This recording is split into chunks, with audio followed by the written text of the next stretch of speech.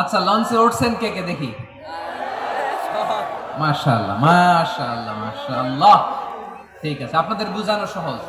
আচ্ছা, লঞ্চে উঠে তুফানের সম্মুখীন হয়েছেন, জলোচ্ছ্বাস, সবাই?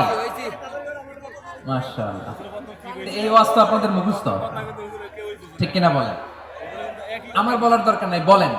মাঝ নদী, তুফান, জলোচ্ছ্বাস, জলের মধ্যে উচ্ছ্বাস, ঢেউ, টর্নেডো, সাইক্লোন, মেঘের ঘন ঘটা, পরিবেশ ঘুটঘুটে অন্ধকার, লঞ্চ একবার এদিকে আরেকবার ওইদিকে, ভিতরে কি অবস্থা হয় বলেন তো? হ্যাঁ,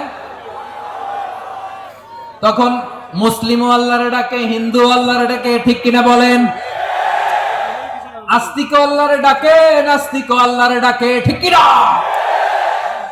লঞ্চের ভেতর, স্টিমারের ভেতর কান্নারে রোল পড়ে যায়, চিৎকারের রোল পড়ে যায়, সবার মুখ দিয়ে শুধু একটা আওয়াজ, লা ইলাহা, লা ইলাহা,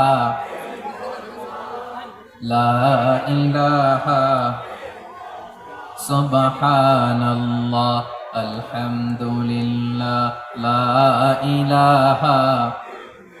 আল্লাহ নামের জিকির করবে যারা, আল্লাহর কাছে প্রিয় তারা, আল্লাহর কাছে প্রিয় যারা, জান্নাতে প্রবেশ করবে তারা, জোরে লা ইলাহা,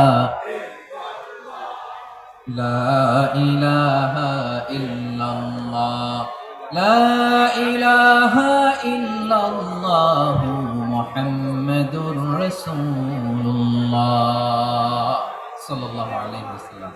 আমার প্রিয় পটুয়াখালীবাসী, তাহলে লঞ্চের ভেতরে যখন আমরা তুফানের মধ্যে পড়ি, তখন সবাই মিলে আমরা একটা নামের জিকির করি। নামটা কার? মুসলমানেরাও ডাকে, হিন্দুরাও ডাকে, আস্তিকও ডাকে, নাস্তিকও ডাকে, সবাই ডাকে একজনকে। তিনি কে? আবার দেখবেন ওই আল্লাহ তুফানের পরে, ঝড়ের পরে ওই লঞ্চটাকে যখন সদর ঘাটে ফিরিয়ে দেয়, আবার আমরা নাফরমানি শুরু করে দেই। সে কোথায় আল্লাহ বললেন, ফাইদা রাকিবু ফিল ফুলকি দাআউল্লাহ মুখলিসিনা লাহুদ্দিন ফালাম্মা নাজ্জাহুম ইলাল বাররি ইযা হুম ইউশরিকুন। সাগরে যখন তুফানে পড়ে আমি আল্লাহর ডাকে, আবার আমি আল্লাহ যখন বাঁচিয়ে দেই, আবার আমি আল্লাহর সাথে শিরিক শুরু করে। আমরা কি এরকম হতে চাই নাকি? এরকম করবেন? হ্যাঁ না, আমরা তুফানে পড়লেও আল্লাহরে ডাকি, আবার বাঁচায় দেওয়ার পরেও ডাকি কারে?